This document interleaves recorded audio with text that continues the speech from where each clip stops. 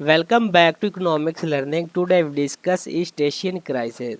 East Asian crisis is a debt crisis which occurred during 1980s in Latin American countries is also attributed to the policy of import substitution which had come to an end in these countries. Now the question arises as whether the East Asian crisis of 1990 are also attributed to the fall of import substitution policy. Or such crises occurred due to short-term macroeconomic and mismanagement and financial disorder. All this explained below.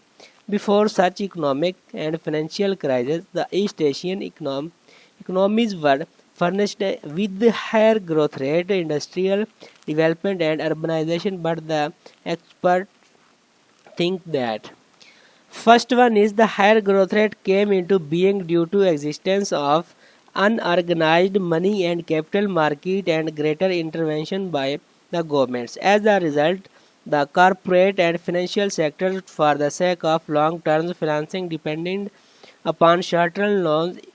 Second point is the ruthless craze for economic growth put to an end the traditional system of the protection to the unemployed, old age and destitutes for the sake of protection to their senior. The East Asian countries depends upon personal savings and family ties, but the development forces increased the demand for dynamic manpower which promoted mobility of labor force.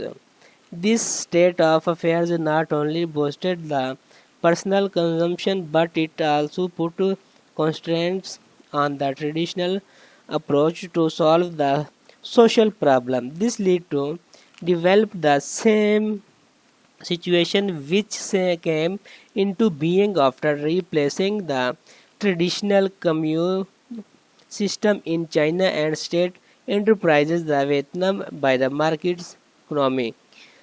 Third point is so many problems arose when national natural resources were overused. The fish were overcaught. The lands had to be the prey to salinity and certain environmental issues came to light. It is said that if the fall in resources included by the GDP of the Malaysia would be 20% lower.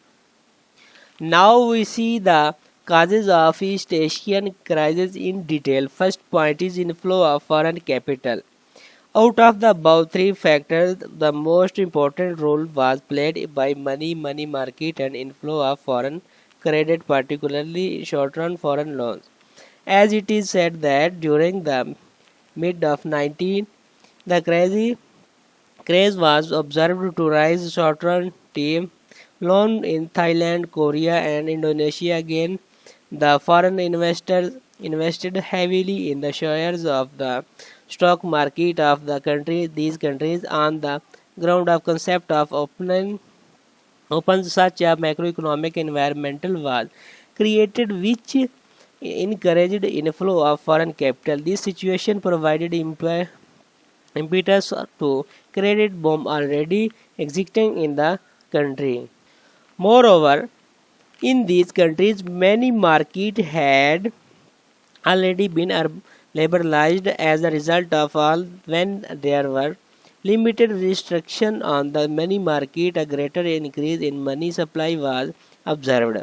The monetary expansion led to increase the prices of assets in the East Asian countries with its origin at Thailand. The increase in asset prices badly have to had the pressure on Thai currency along with negative expectation of the investors. From 1990 to 1997 where there was a 5 times increase in private inflow of the capital to developing countries as its amount was $42 billion in 1990 which went to 526 billion percent in 1997. During this period, there was just 5% increase world trade, while there was 30% increase in private capital inflow, where the commercial bank loans and portfolio investment counted for.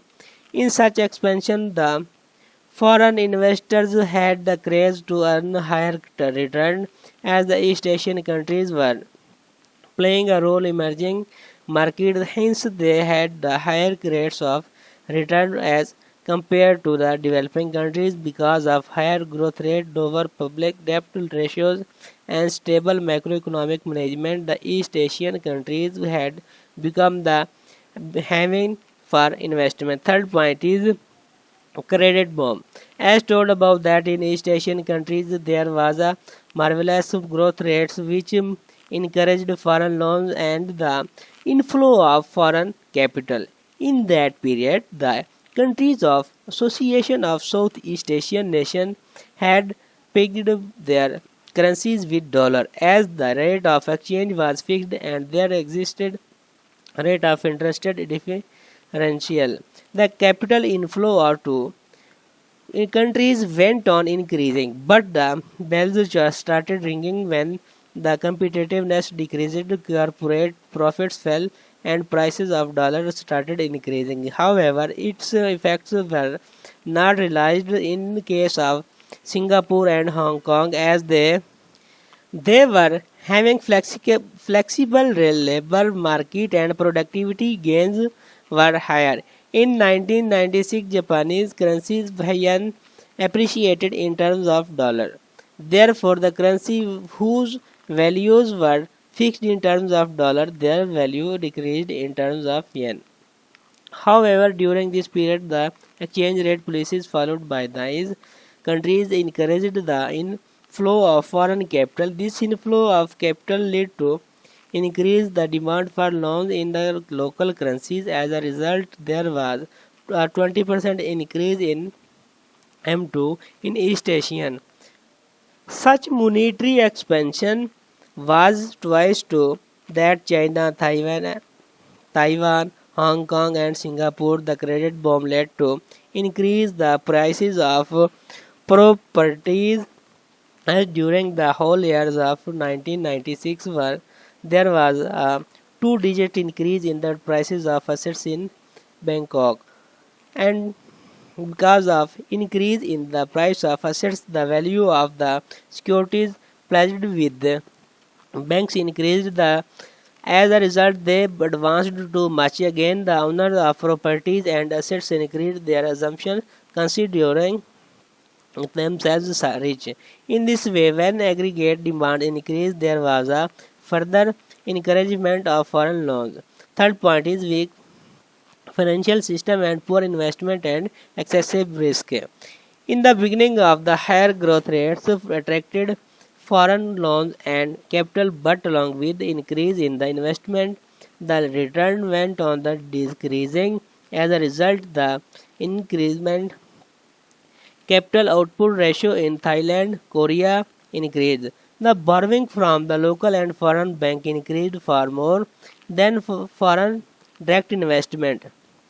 In this way, the ratio of external loans to foreign exchange increased drastically during the period of 1994 to 1990-70 as a went to 150% in case of Korea, Indonesia, and Thailand in 1997, while it was 100% in case of Malaysia and Philippines.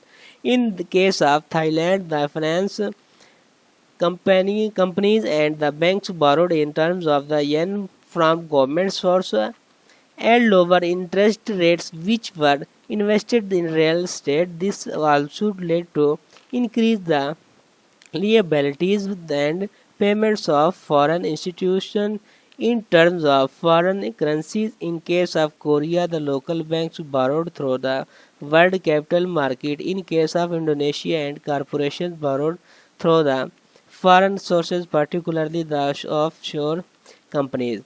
The borrowing capitals offshore exchange rate system and higher cost of domestic borrowing, there was a big inflow of foreign capital in East Asia countries, but the financial institutions of these countries were having weaker management and they were lacking in transparency. Through the inflow of capital became possible due to explicit and implicit guarantee of governments, but they lead over borrowing in these countries and macroeconomic policies failed by the deal with them, particularly then when these countries had liberalized capital account of BOP balance of payment in addition to current account. Moreover, the commercial bank and the financial companies which were not following due to rules and regulations, they provided loans even for the risk venture. Here there were certain business whose value increased artificially. All this lead to exchange rate risk. The business person borrowed from the internal and external sources, but they did not utilize them optimally. Fourth point is fall in the prices of real estate. Thailand was the country where there was a rapid growth of problems as its current accounts deficit in balance of payment went to 8% of GDP, which was met by short-term inflow of capital. Most of the borrowed funds from internal and external sources were spent on the purchase of real estate, which led to soaring prices of property. Still, the people were having crazy to purchase properties because of expectations of higher profit. In the mid of 1990s, an investor borrowed in the terms of yen at about zero interest rate and invested in the apartments of Bangkok, where he could expect 20% return, but after limits in the price of property could not increase, which halted the expected rising trend of return from the properties. Such all made the properties and housing sectors least beneficial. Thanks for watching.